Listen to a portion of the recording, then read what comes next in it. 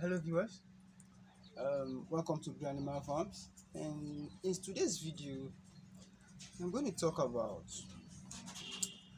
feeding our rabbits green leaves. Okay, um, and there's this idea of rabbit favorite grass or favorite leaf, that which I want to talk about it.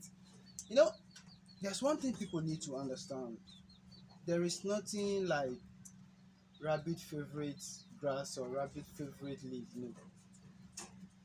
That rabbit loves triders, rabbit love potato leaves, rabbit loves this. No, there is nothing like that.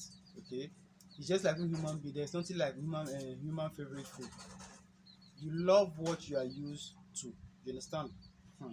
Now, what I'm trying to say is there are a lot of time people post some things online that especially things that we see on Google. Rabbit loves to eat potato leaves, rabbit loves to eat moringa leaf. My brother, there's nothing as such. Okay, what I'm trying to let you understand is for the fact that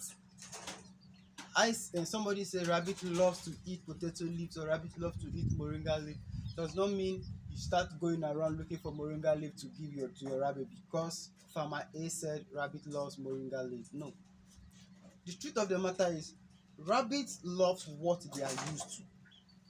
Okay, so if you feed if your rabbit are used to eating traders, maybe you have a lot of traders in your immediate environment, so it's traders that you give it to them regularly, so it is normal for them to enjoy eating traders. Why? Because that is what they eat on a regular. Because one thing about rabbit is that it is what their system is used to that they enjoy eating. So it's not because the grass itself is so special or something like that. No, you understand? So if and so the whole idea about what I'm trying to say is that learn to feed your rabbit with what you have in your immediate environment. For instance, where I stay, for instance, it's a bit hard for me to get traders. Okay, it's a bit hard for me to get traders. But what I can get easily, mm, that I don't need to walk far is elephant grass.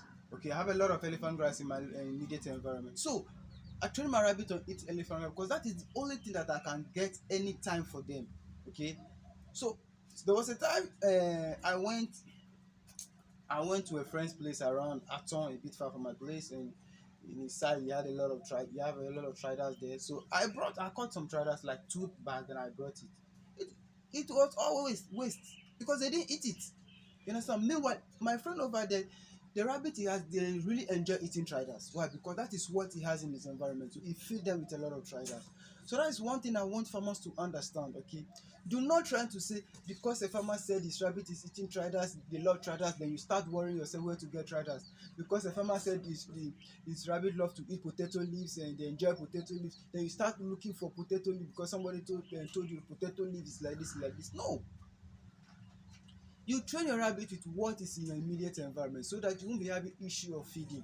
Because I know very well if I have to switch my rabbit to start eating a lot of traders, I'm going to have issue with it because traders is not something I can get easily where I stay. Do you understand?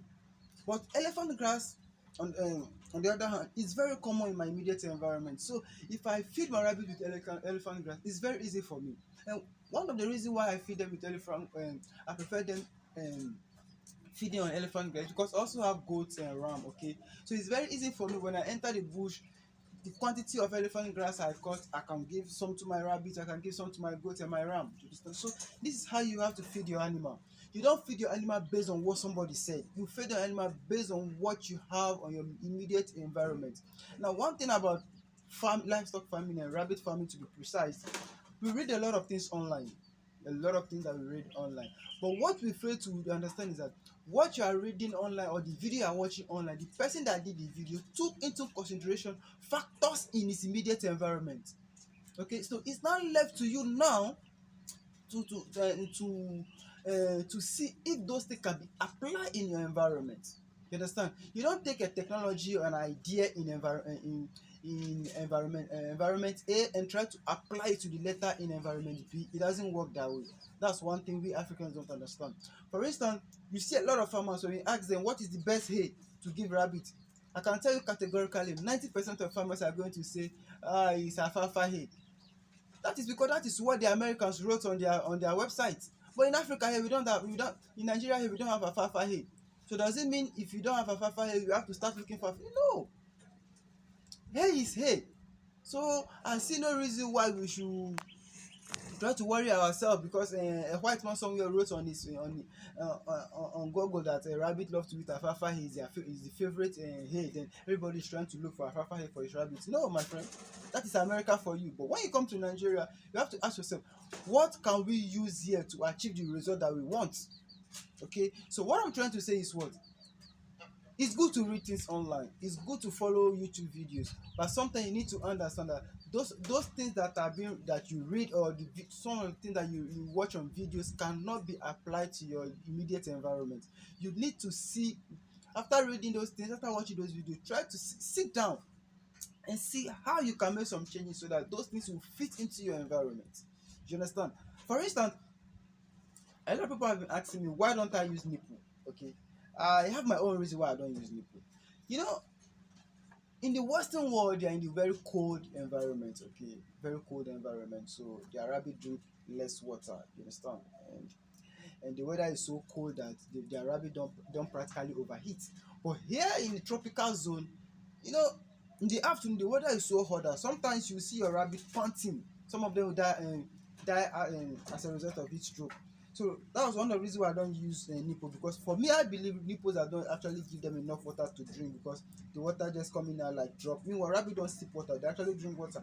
And one thing also is when the weather is very hot, you see them stepping into the water bowl just to cool off. So assuming I was not using water bowl, I was using nipple.